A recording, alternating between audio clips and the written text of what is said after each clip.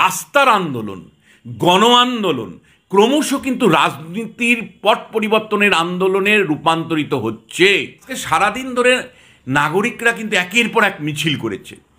তুমি যদি লক্ষ্য করো তাহলে দেখবে তুমি সারাদিন ধরে একের পর এক মিছিল, প্রায় ঢেউয়ের মতন, সাগরের যেমন ঢেউ তেমনি ঢেউ আমরা দেখতে পেলাম। মানে কোন মিছিল বড়, কোন মিছিল মেজো, কোন মিছিল ছোট, এই বিচার করার মতন জায়গাতেও আমরা নেই। কারণ অধিকাংশ মিছিলে হাজার হাজার লোক হয়েছে। আরজি করের এত বড় ঘটনা, গণ আন্দোলন, রাস্তায় মানুষ নামছে, মানে প্রত্যেকেই মানে ঘৃণার চোখ দিয়ে দেখছে পুরো প্রশাসনিক বিষয়টাকে। আমি তোমায় বলছি মানে এর পরেও কিন্তু শাসক দলের সামান্যতম পরিবর্তন আমি দেখতে পাচ্ছি না। পশ্চিমবাংলায় শাসক দল তৃণমূল কংগ্রেস কী ধরনের কালচার তৈরি করেছে যে তার একজন বিধায়ক কলকাতায় থেকে তিনি এই রকম একটা মানে নিরানন্দের দিন, একটা দুঃখের দিনে তিনি ইলিশ উৎসব পালন করতে পারেন। এটা কী ধরনের কালচার? বাস্তেল দুর্গ দখলের যে কথা আজকে তৃণমূল সাংসদ আমাদের সামনে হাজির করলেন, সেটা বলা যায় যে একটা ইঙ্গিতবাহী কথা, যেটা দিয়ে যে কিছুদিন আগে নবান্ন অভিযান যারা করেছিলেন তাদেরকে তিনি উৎসাহিত করলেন, তাহলে শেষ পর্যন্ত নবান্ন দখলের বার্তা দিলেন।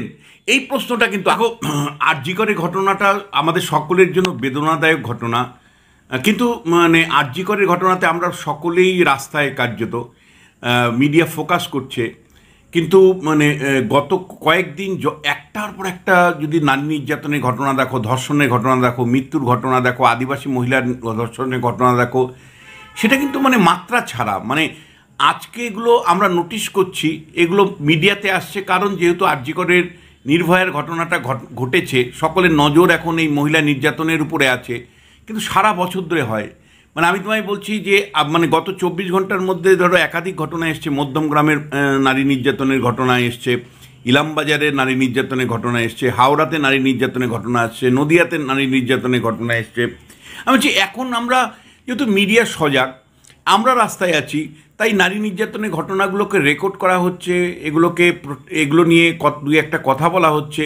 কিন্তু পশ্চিমবাংলায় কিন্তু মানে আমি বলছি যে মানে গত 13 বছরে যে ধীরে ধীরে আইন শৃঙ্খলা ভেঙে পড়েছে, পুলিশ প্রশাসনের দলীয়করণ ঘটেছে এবং সিভিক ভলান্টিয়ারের রিক্রুটমেন্ট হয়েছে, স্থায়ী পুলিশকর্মী নিয়োগ হয়নি, এবং সর্বত্র শাসক দলের যে আধিপত্যবাদ, এই আধিপত্যবাদের ফলে কিন্তু আমি তোমায় বলছি নারী নির্যাতন কয়েক গুণ বেড়েছে। আমি তোমায় বলছি যে এগুলো নোটিশ হয় না, এগুলো অনেক সময় রাজনৈতিকভাবে দেখা হয়। তৃণমূল বিজেপি তৃণমূল এইভাবে আমরা দেখে অভ্যস্ত হই। তো তুমি জানো যে 2021 বিধানসভা নির্বাচনের পরে শুধু প্রথম 5 দিনে যতগুলো নারী নির্যাতনের ঘটনা ঘটেছিল, মানে রেপের ঘটনা ঘটেছিল, যেগুলো কলকাতা হাইকোর্টের রেকর্ড আছে, যেগুলো রীতিমতন কলকাতা হাইকোর্ট তার ফলে সিবিআই তদন্ত দিয়েছিল। আমি তাই মানে আমার মনে আছে যে নন্দীগ্রামে একজন মানে মহিলার ধর্ষিতা হয়ে গিয়েছিলেন।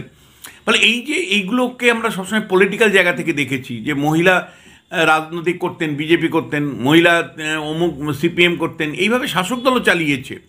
কিন্তু পশ্চিমবাংলায় আইন শৃঙ্খলা যদি তোমার মানে ভেঙে পড়ে, তাহলে আইন শৃঙ্খলা তো কেবলমাত্র নির্বাচনের সময় ভেঙে পড়ে তা নয়। আইন শৃঙ্খলা কেবলমাত্র মানে মানে অন্য দুষ্কৃতীদের জন্য ভেঙে পড়ে তা তো নয়। এটা যারা মানে নির্যাতনকারী, নারী নির্যাতনকারী, তারাও মনে করে এটা স্বর্গরাজ্য। ফলে তারা তাদের মতন করে নেমে পড়ে। তারা দেখেছে যে ভাই নারী নির্যাতন করে মানে কোনো রকম শাস্তির মুখে পড়তে হয় না।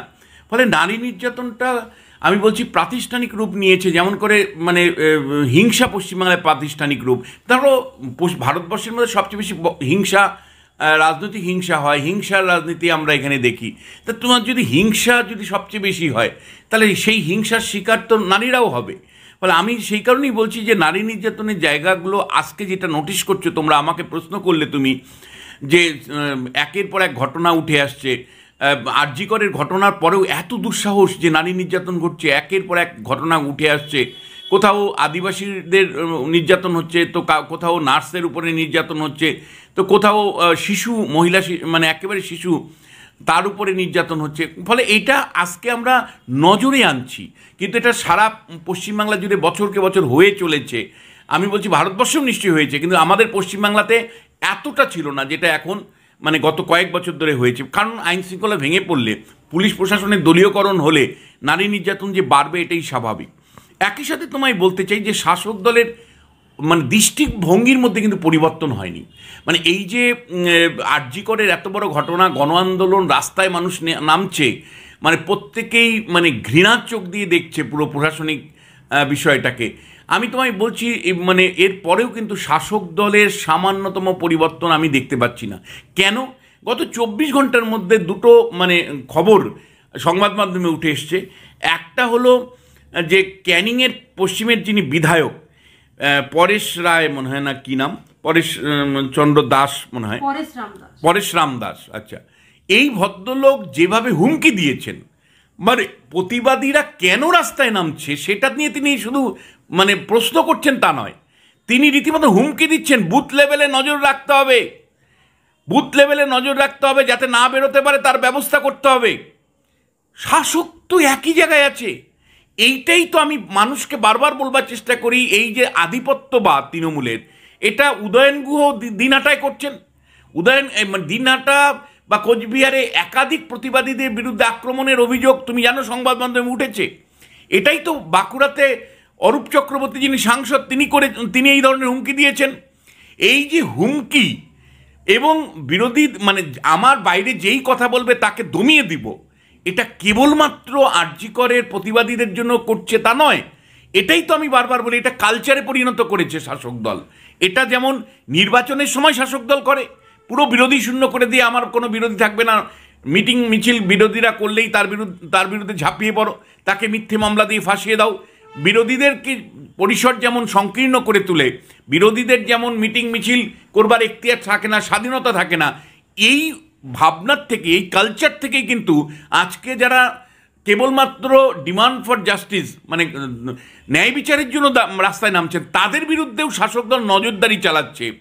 একজন বিধায়ক কি করে বলেন, একটা ভিডিও বার্তার মাধ্যমে পরিষ্কার করে বলেন এবং সেটা জাস্টিফাই করেন যে বুথ লেভেলেও যাতে কেউ না মানে প্রতিবাদে বেরোতে পারে, তার জন্য তিনি নিদান দিচ্ছেন। আবার একই সাথে তুমি যদি লক্ষ্য করো, এটা কোন ধরনের সংস্কৃতি হতে পারে? কলকাতা শহরের মধ্যে ঘটনা, আরজি করের ঘটনা, হাজার হাজার লোকের চোখের জল, লক্ষ লক্ষ লোকের চোখের জল, সারা ভারতবর্ষ রাস্তায় নেমেছে, সারা পৃথিবী রাস্তায় নেমেছে। সেখানে একজন বিধায়ক, মানিকতলার বিধায়ক, তিনি ইলিশ উৎসব করবেন? এটা হতে পারে? এটা হতে পারে? এটা কোন ধরনের কালচার তৈরি হয়ে